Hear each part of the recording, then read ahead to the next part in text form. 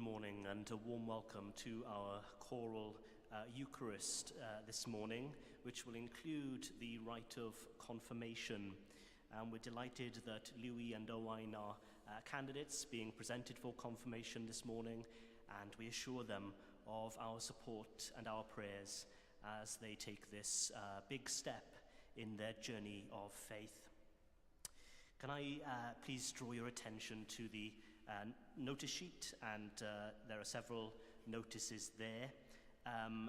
Particularly, can I mention that next Sunday after the 11 a.m. Holy Eucharist, there will be a congregational meeting which will be led by the Archdeacon of Bangor regarding the consultation for the appointment of a new dean. So do please come to that if you're available and can stay after the service next week. Again, the funeral details and Requiem Eucharist information for the late Helen Lincoln can also be found on the notice sheet, and we continue to pray for her family at this difficult time. Also, after evensong this afternoon, we have a gathering which is inviting people to consider singing in the production that will be taking place later this year as part of our 1,500 anniversary celebrations, called Dinas Noddfa, City of Sanctuary. So those who may wish to sing in that chorus, in that production, are very welcome to come along after evensong this afternoon. And finally, just please note that next Sunday we have the ceremony of carols to celebrate Candlemas. And so please do come along to that and support the choir. And I believe that is at 6 p.m. next Sunday instead of evensong.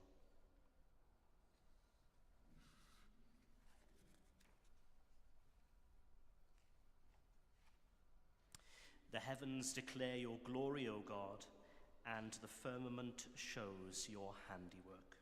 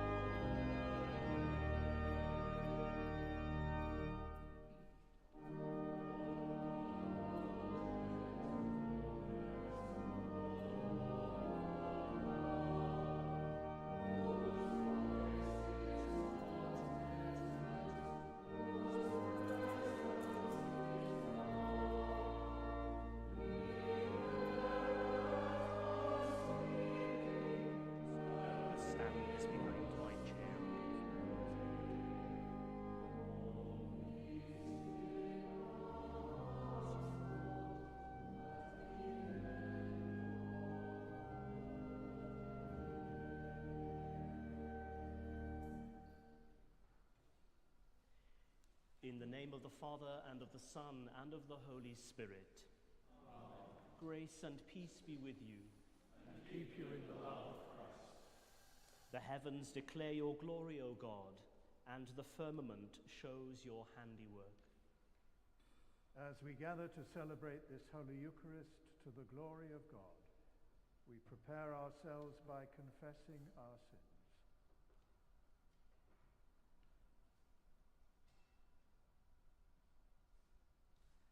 We who are embraced by you, God with us, but who struggle to accept one another. We who praise your boundless love, God with us, but stare coldly at injustice and hurt. We who long for you to be born in our hearts, God with us, but whose desire falls short of the gift. Heavenly Father, we have sinned in thought, word, and deed, and have failed to do what we ought to have done. We are sorry and truly repent. For the sake of your Son, Jesus Christ, who died for us, forgive us all that is past, and lead us in his way, to walk as children of light. Amen. Almighty God, who forgives all who truly repent, have mercy on you and set you free from sin, strengthen you in goodness, and keep you in eternal life, through Jesus Christ, our Lord.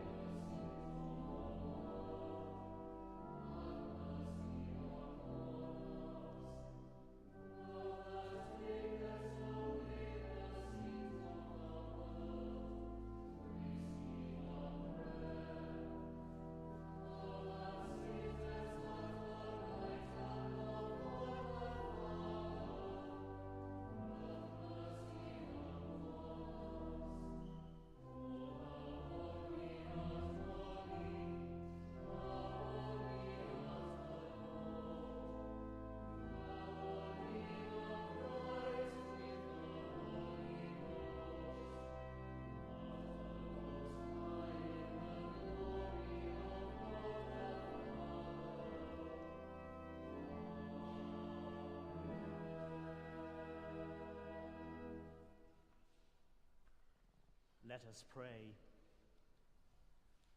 Almighty God, whose Son revealed in signs and miracles the wonder of your saving presence, renew your people with your heavenly grace, and in all our weakness sustain us by your mighty power.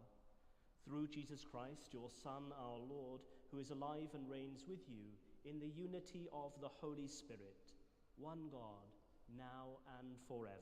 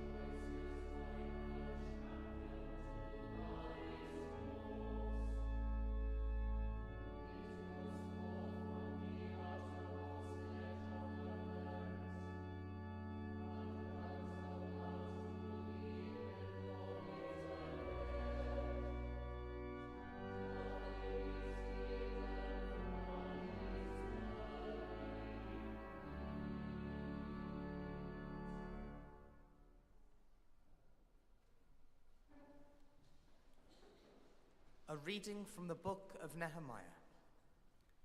In those days, all the people were gathered together into the square before the water gate. They told the scribe Ezra to bring the book of the law of Moses, which the Lord had given to Israel. Accordingly, the priest Ezra brought the law before the assembly, both men and women and all who could hear with understanding. This was on the first day of the 7th month.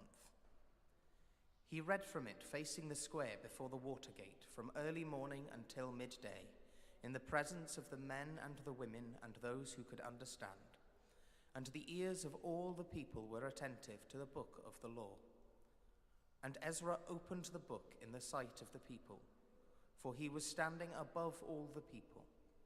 And when he opened it, all the people stood up.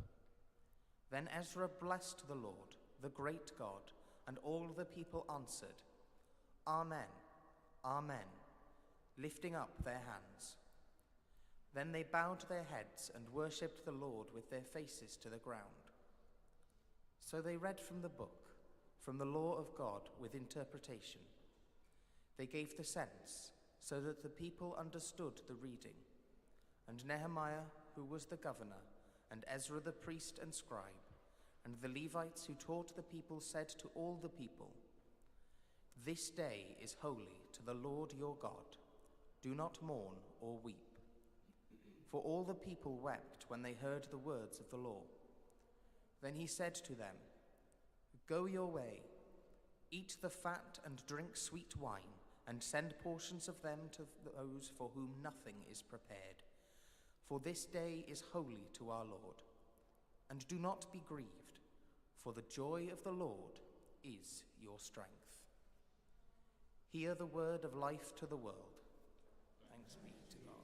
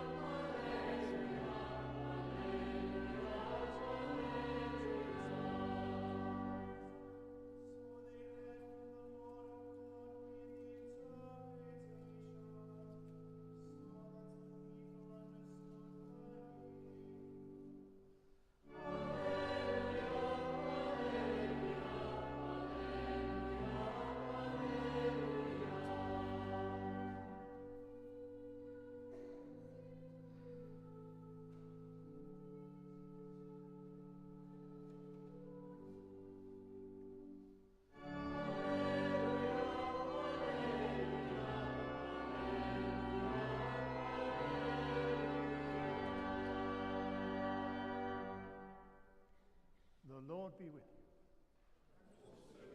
Listen to the Holy Gospel of Christ according to St. Luke. Glory to you, O Lord. At that time, Jesus, filled with the power of the Spirit, returned to Galilee, and a report about him spread through the whole surrounding country. He began to teach in their synagogues and was praised by everyone. When he came to Nazareth, where he had been brought up, he went to the synagogue on the Sabbath day, as was his custom. He stood up to read, and the scroll of the prophet Isaiah was given to him. He unrolled the scroll and found the place where it was written, The Spirit of the Lord is upon me, because he has anointed me to bring good news to the poor.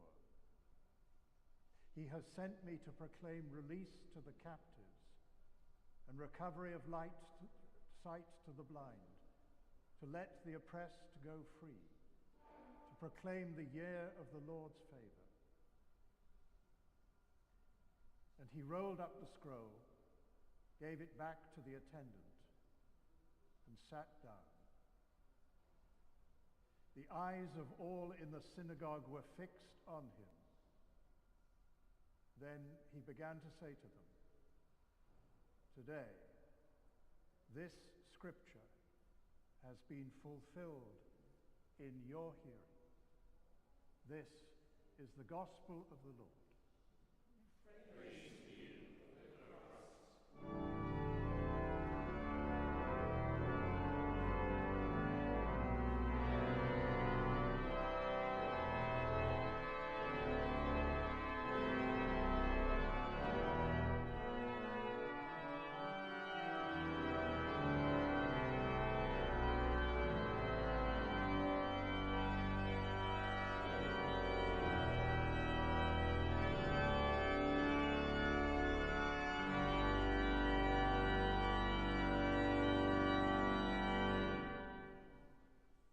name of the Father, and of the Son, and of the Holy Spirit.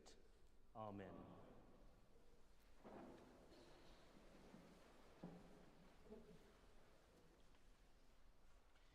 A bishop hit the headlines this week.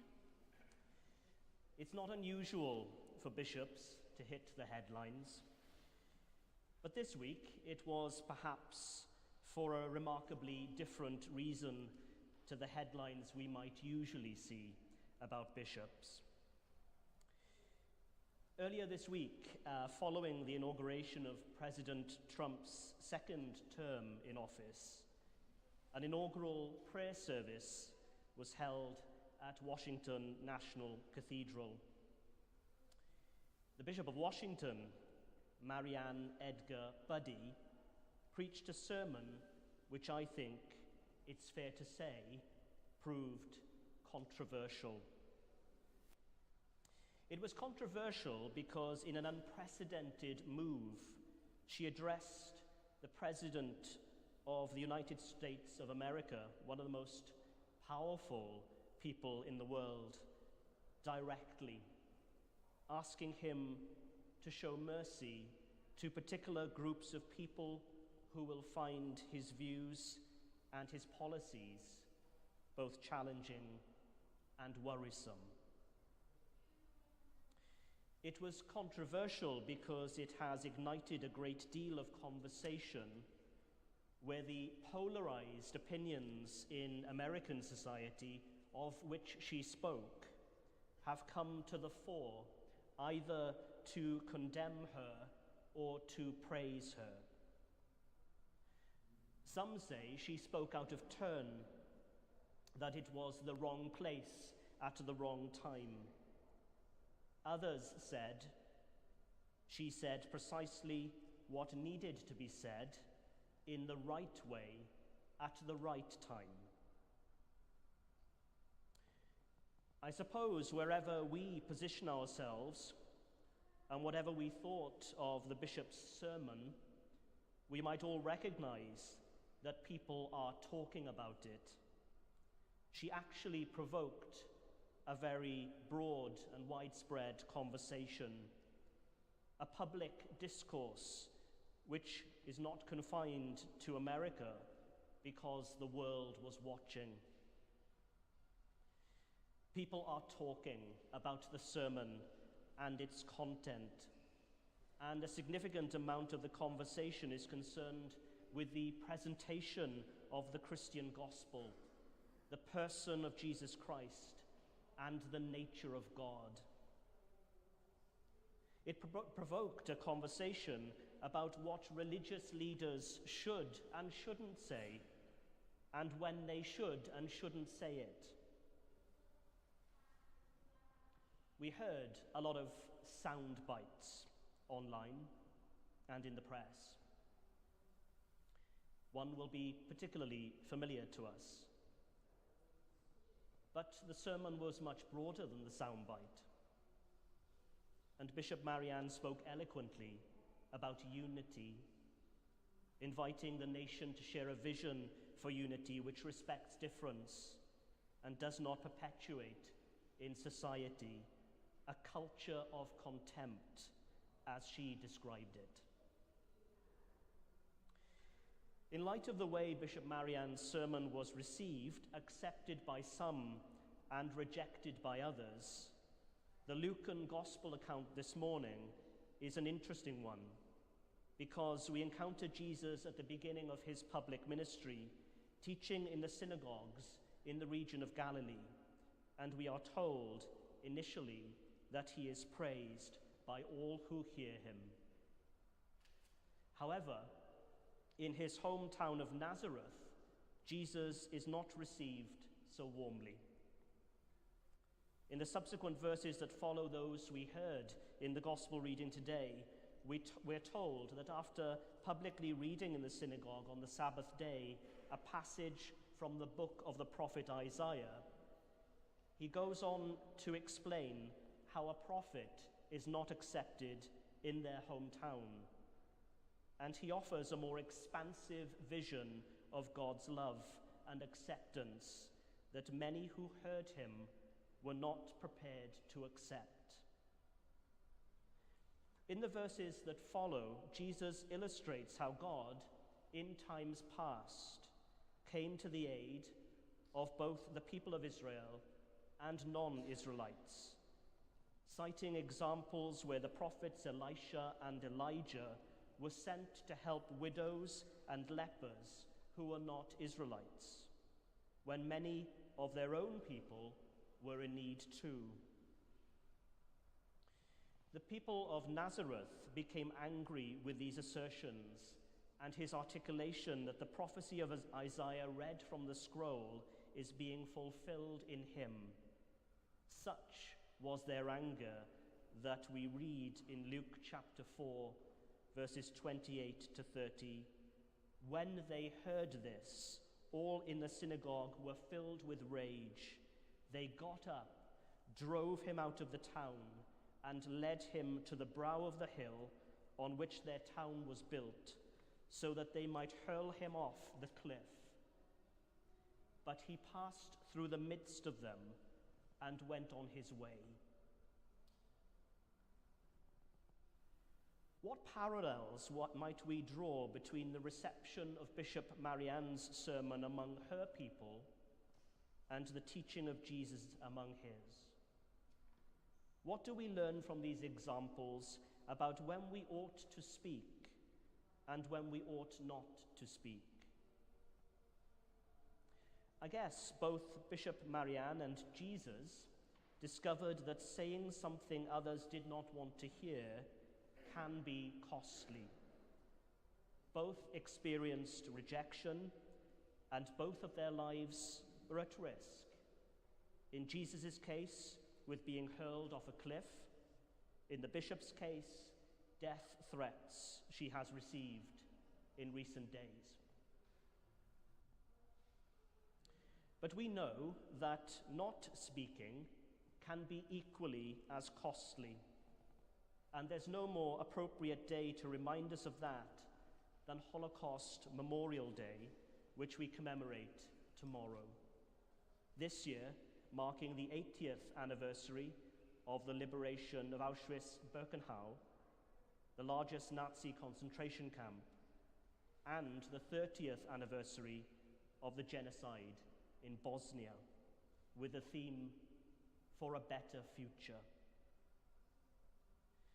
We know that these hideous acts of genocide and others like them involved recognizable stages of development, including propaganda, othering, and dehumanization, and that these methods cultivated a culture of contempt, and that silence, in many instances, colluded with it to permit these atrocities to occur.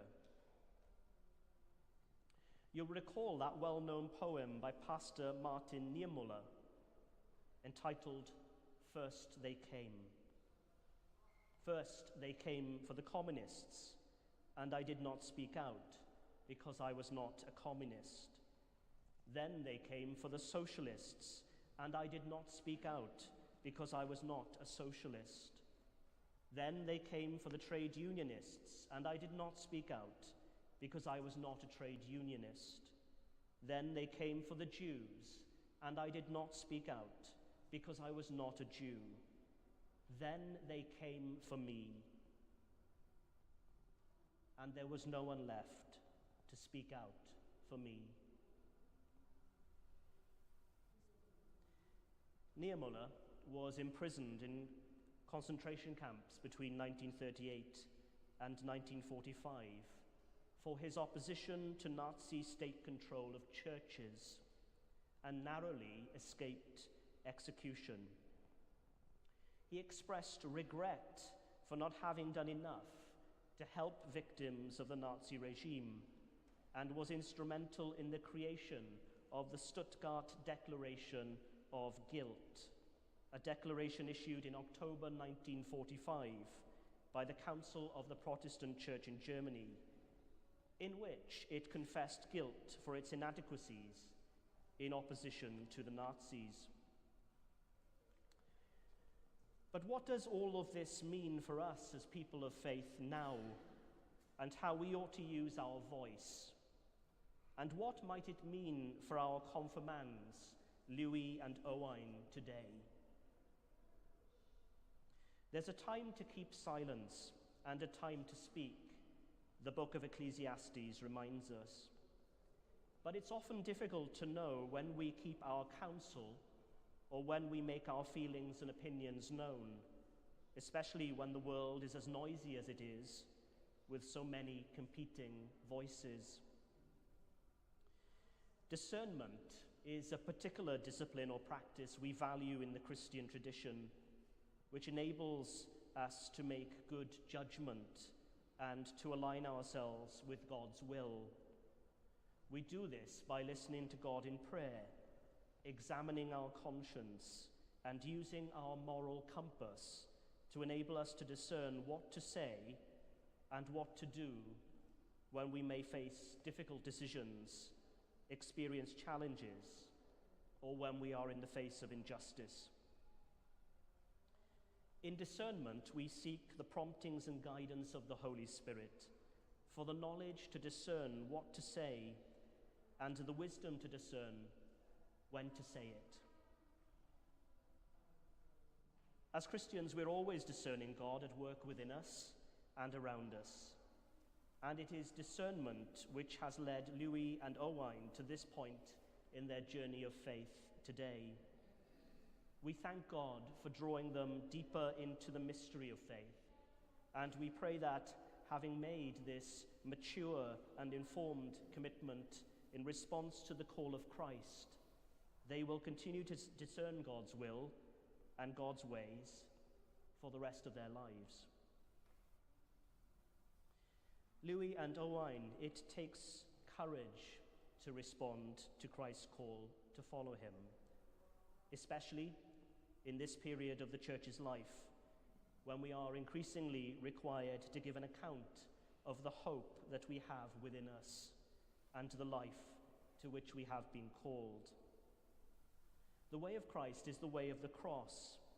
It will require sacrifice and potentially bring suffering, but lived faithfully, it will bring you joy and peace. Be bold in your proclamation of the love of God, which has been revealed to you. Be unwavering in your care and concern for the least, the last, and the lost in society. Be resolute in your fidelity to Christ and steadfast in his service, confident in the knowledge that he sustains you and by his grace, and by the power of the Holy Spirit who dwells within you. Be ready to speak truth, even when it is costly.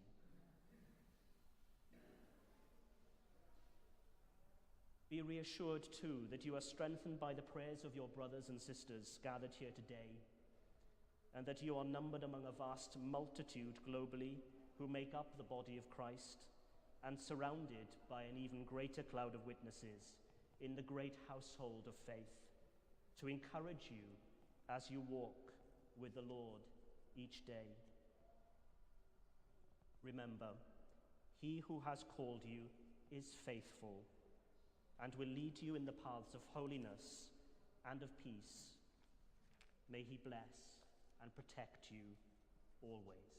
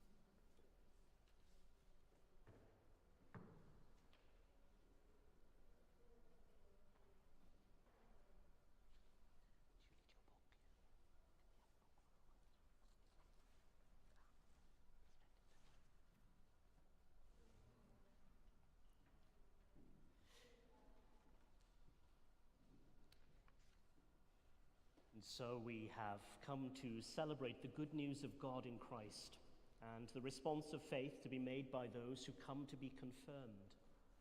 We reaffirm our welcome to all those who seek to be disciples of Christ and celebrate our membership together in the body of Christ. For those who are to be confirmed, we seek God's grace and blessing and the renewed ministry of the Holy Spirit in their lives. Reverend Father in God, I present to you these persons that they may be confirmed. Louis and Owain, is it your wish to be confirmed? It is. I address the congregation present. Will you welcome these candidates for confirmation and do your best to uphold them in their life in Christ? With the help of God, we will. You've got to hold them to that, okay? And so I invite you now to respond to some questions. You have declared your wish to be confirmed. We therefore now invite you to respond to Christ's call. Do you turn to Christ? I turn to Christ. Do you repent of your sins? I repent of my sins. Do you renounce evil? I renounce evil. People of St. Daniel's Cathedral, together with these candidates presented for confirmation, let us affirm our baptismal faith. I believe and trust in God the Father, who created all that is. I believe and trust in his Son, Jesus Christ, who redeemed humankind. I believe and trust in his Holy Spirit, who gives life to the people of God. I believe and trust in one God, Father, Son, and Holy Spirit. Amen. Almighty and everlasting God, you have given your servants new birth in baptism by water and the Holy Spirit, and have forgiven them all their sins. Pour out your Holy Spirit upon them, the spirit of wisdom and understanding, the spirit of counsel and inward strength, the spirit of knowledge and true godliness, and let their delight be in the reverence of the Lord. Amen.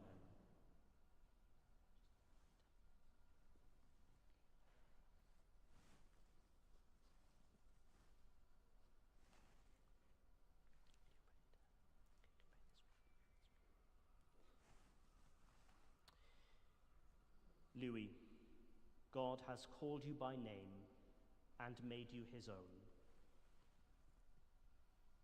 Confirm, O Lord, your servant with your heavenly grace, and anoint him with your Holy Spirit. Empower him for your service and keep him in eternal life. Amen.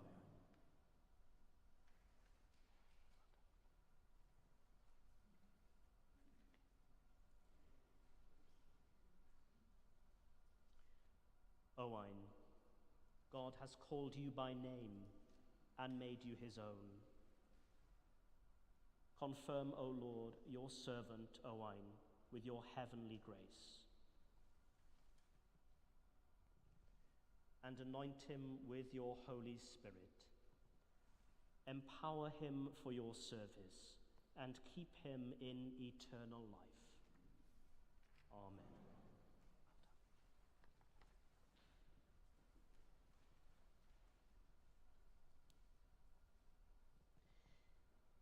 My brothers and sisters, we have two newly confirmed candidates among us. Shall we give them the usual type of congratulation that we would by a round of applause?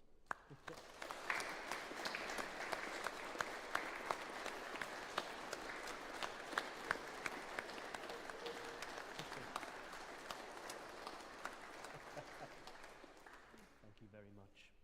And so we continue now with our prayers. With all our heart and with all our mind, let us pray to God.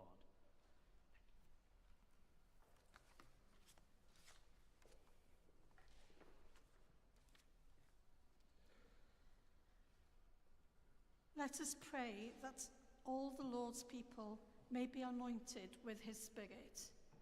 And we pray especially today for Owain and for Louis, as they've been confirmed. Lord, in your mercy, hear our prayer. Keep the Church steadfast in observance of your law, to be a witness to all nations. Guide and inspire all who are called to your service, enabling them to fulfill the different tasks entrusted to them. Lord, in your mercy, hear our prayer. Grant to all peoples of the earth the spirit of cooperation for the common good. Teach us to use our resources for the relief of suffering and the spreading of peace and harmony. And we remember today Ukraine, Russia, Sudan, Syria, and the Middle East. Lord, in your mercy, hear our prayer. Bless us in our families to care for one another in the knowledge that we are one in Christ. Inspire us to respect those with whom we work and to honour what they do. Lord, in your mercy, hear our prayer. Have mercy on all who suffer from poverty or sickness or any other distress. We remember especially today Ahmed, Nick Thomas, John P. Jones, Simon Michael, Agita, David, Charlie, John Watkin Jones, Judy Walton, Linda Meikle, Paul Cookson, and Neil Williams. Lord, in your mercy, hear our prayer. We pray that those who have died in their earthly bodies may be made whole in the heavenly body of all the faithful. We especially remember Helen Lincoln, Peter Marshall, James Lee, Bernadette McNamee, Mary Davis, and Beryl Jones. Rest eternal grant unto them, O Lord, and let light perpetual shine upon them. May they rest in peace and rise in glory. We offer our prayers through Christ, in whom all scriptures have been fulfilled. Merciful Father, accept these prayers for the sake of your Son, our Saviour, Jesus Christ. Amen.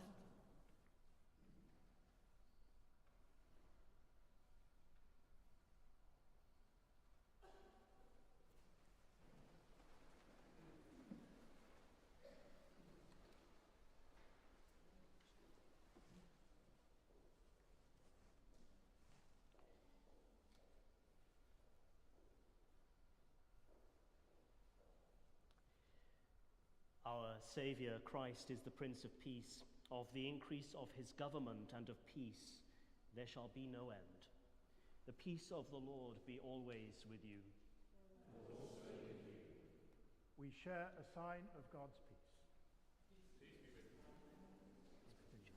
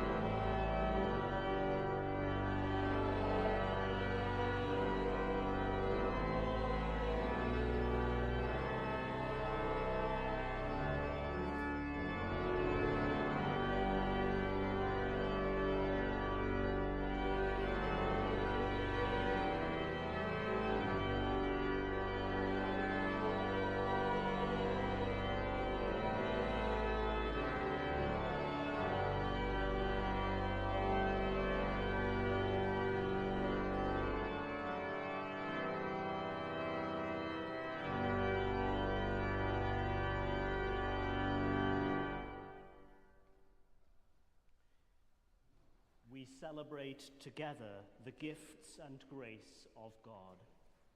We take this bread, we take this wine, to follow Christ's example and obey his command.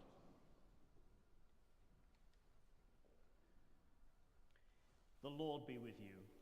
And also with you. Lift up your hearts. We lift them to the Lord. Let us give thanks to the Lord our God. It is right to give our Thanks and praise. It is indeed right. It is our duty and our joy at all times and in all places to give you thanks, Holy Father, all-powerful and ever-living God, through Jesus Christ our Lord. Because by the leading of a star you have revealed to him to the world in human form, that in following him we are brought out of darkness into his marvelous light. And so, with the hosts of angels and all the company of heaven, we proclaim the glory of your name and join in their unending hymn of praise.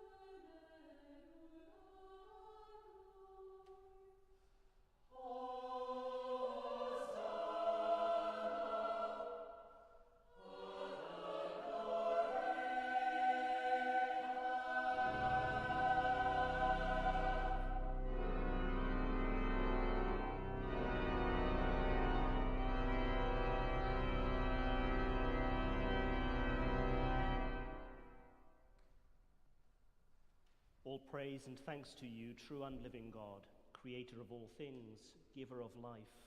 You formed us in your own image, but we have marred that image and fall short of your glory. We give you thanks that you sent your Son to share our life. You gave him up to death that the world might be saved, and you raised him from the dead that we might live in him, and he in us. Sanctify with your Spirit this bread and wine, your gifts to us, that they may be for us the body and blood of our Saviour Jesus Christ. On the night he was betrayed, he took bread, and when he had given thanks, he broke it and gave it to his disciples, saying, "Take, eat, this is my body which is given for you. Do this in remembrance of me."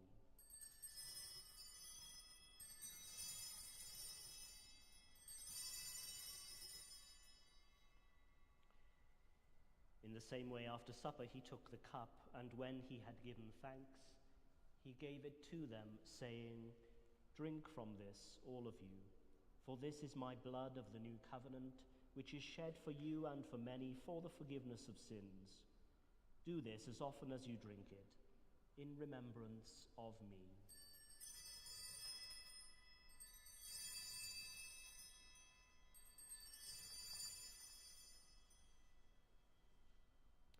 Let us proclaim the mystery of faith. Christ has died. Christ is risen. Christ will come in glory.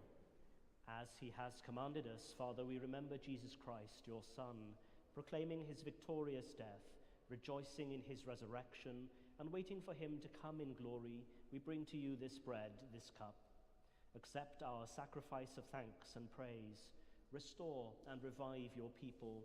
Renew us and all for whom we pray with your grace and heavenly blessing, and at the last receive us with all your saints into that unending joy promised by your Son, Jesus Christ our Lord.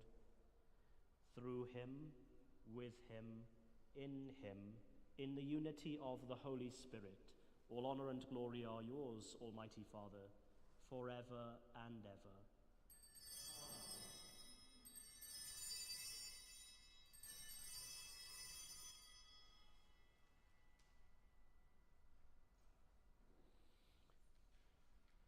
As our Saviour taught us, we boldly pray. Our Father, who art in heaven, hallowed be thy name. Thy kingdom come, thy will be done, on earth as it is in heaven. Give us this day our daily bread, and forgive us our trespasses, as we forgive those who trespass against us. And lead us not into temptation, but deliver us from evil. For thine is the kingdom, the power, and the glory, forever and ever. Amen. We break this bread to share in the body of Christ. Though we are many, we are one body, for we all share in one bread.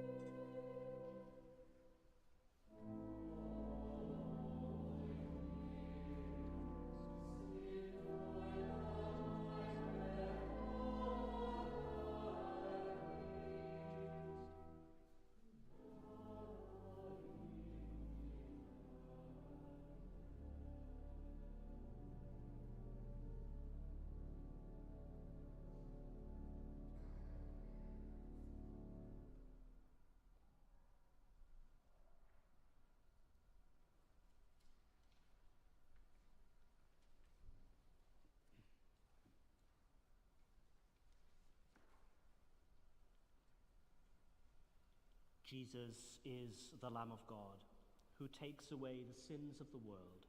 Happy are those who are called to his supper. Lord, I am not worthy to receive you, but only say the word, and I shall be healed.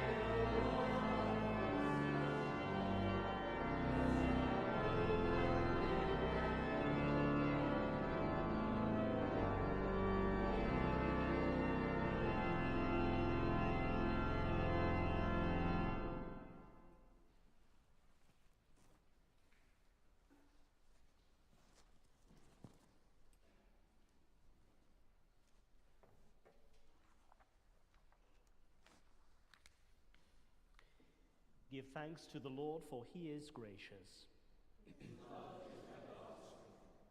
Almighty Father, whose Son, our Saviour, Jesus Christ, is the light of the world, may your people, illumined by your word and sacraments, shine with the radiance of his glory, that he may be known, worshipped, and obeyed to the ends of the earth, for he is alive and reigns, now and forever.